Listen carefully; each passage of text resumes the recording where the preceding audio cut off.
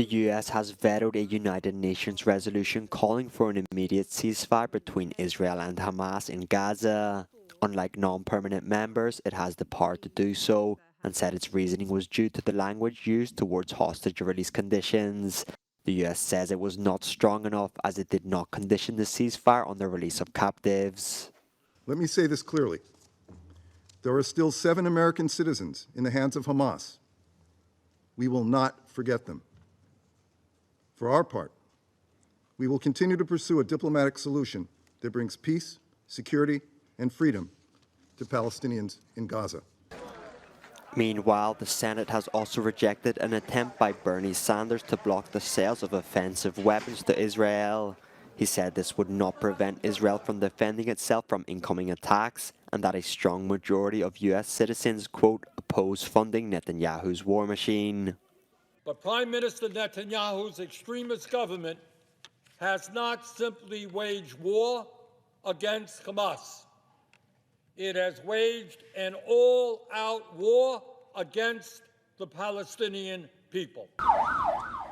Since Israel's war with Hamas began on the 7th of October last year, over 44,000 Palestinians have lost their lives, according to local health authorities.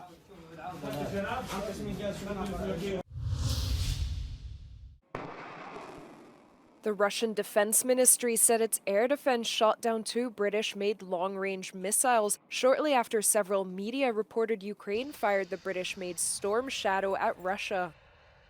Earlier this week, Ukraine fired US-made missiles into Russia for the first time after President Joe Biden authorized the use of the weapons.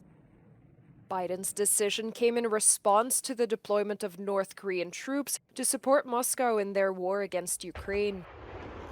As part of his victory plan, Ukraine's President Volodymyr Zelensky urged Western allies to ease restrictions on the use of the weapons.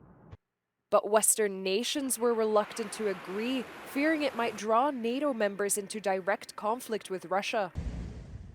The US and several European embassies reopened after they temporarily closed in fear of a potential strike on Kyiv following Ukraine's long-range missile attack.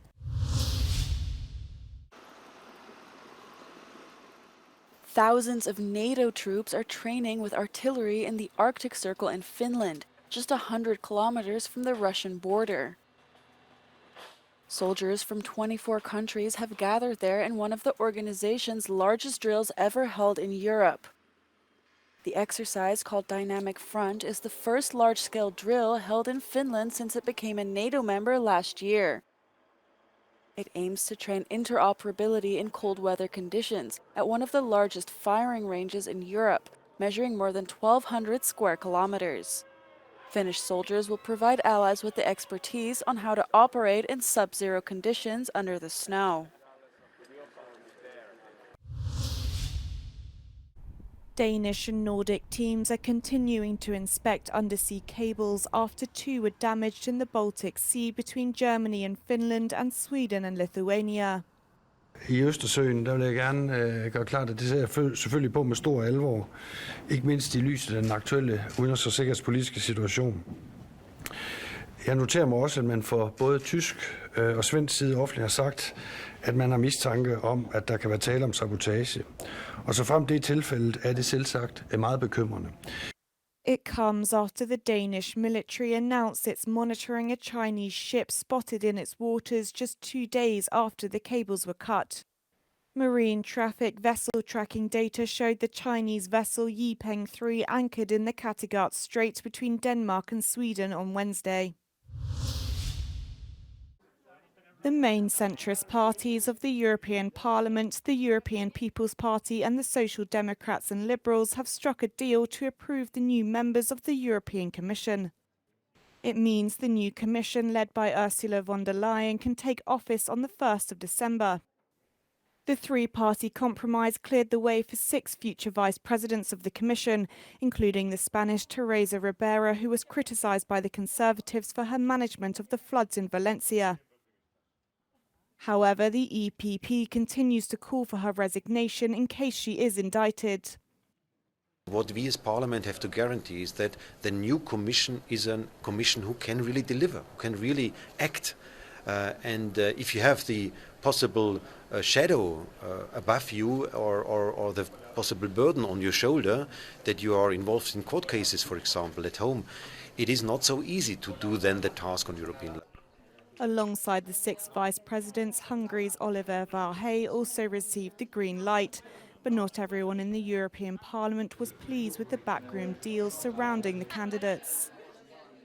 So unfortunately, the assessment of the most important ones, the 6 executive vice presidents, have become a mockery of a proper assessment. And that is not good for the European Parliament. So in that sense, we are very disappointed about that process, absolutely.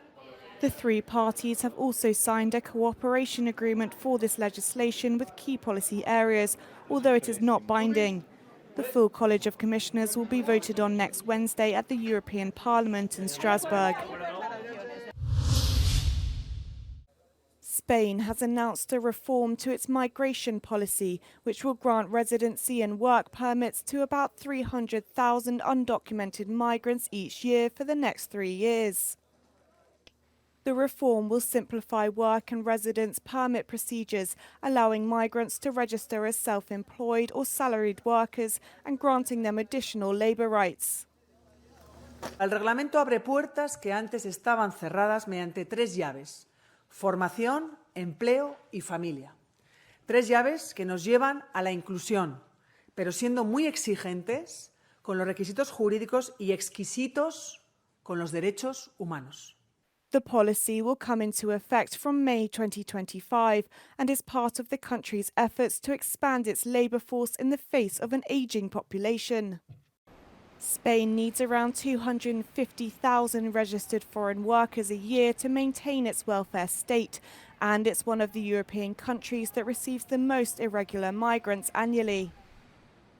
Spain's Prime Minister Pedro Sánchez has often described his government's migration policies as a strategy to combat the country's low birth rate. Snow has begun falling across Europe as a front of polar cold air sweeps across the continent. In Belgium, Tuesday's heavy rain and gale-force winds turned frosty, forming a layer of snow on the peaks near the Signal de Botrange. In Austria, truck drivers at the Arlberg Pass were forced to put snow chains on their vehicles until the late morning, while motorists in Poland were advised to put on winter tyres. Tourists in Poland have also been warned not to hike certain routes as an avalanche warning is in place.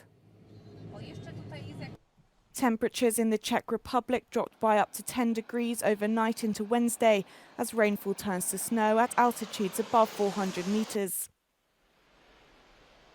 The Czech Hydrometeorological Institute says up to 12 centimetres of snow may fall in the east of the country on Thursday and Friday. And in Denmark, snowfall has led to slippery roads, causing a truck crash on the motorway between the cities of Nyborg and Odense.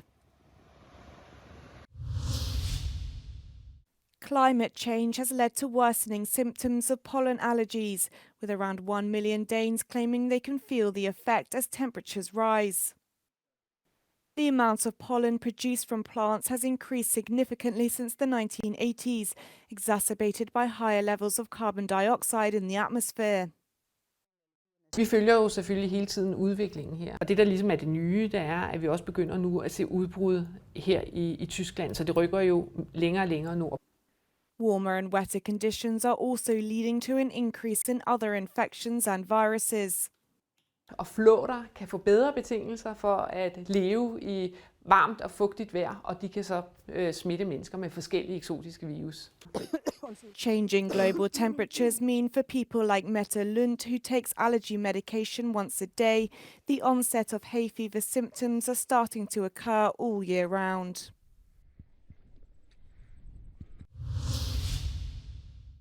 A volcano has erupted on Iceland's Reykjanes Peninsula, triggering civil defence to declare a state of emergency and order evacuations of Grindavik and the Blue Lagoon.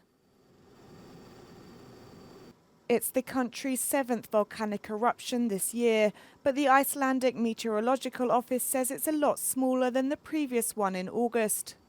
The area's chief of police said there was no immediate danger and residents are well versed in how evacuations are carried out.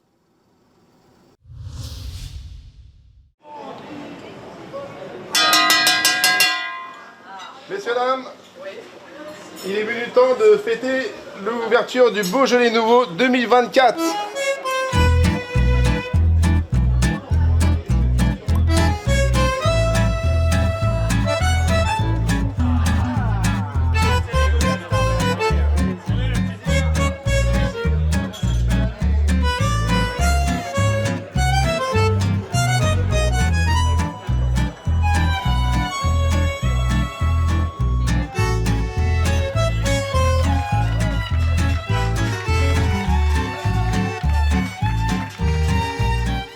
This, I think, have some taste of flour and a little bit chili.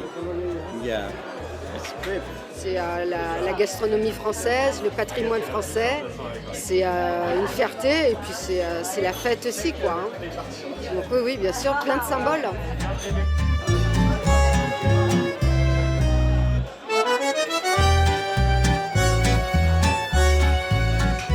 C'est carrément un défi technique parce que faire du vin en 1 mois et demi, c'est très compliqué. Faire un grand vin sur 2 ans ou 3 ans d'élevage, c'est pas forcément simple, mais on a le temps de faire les choses.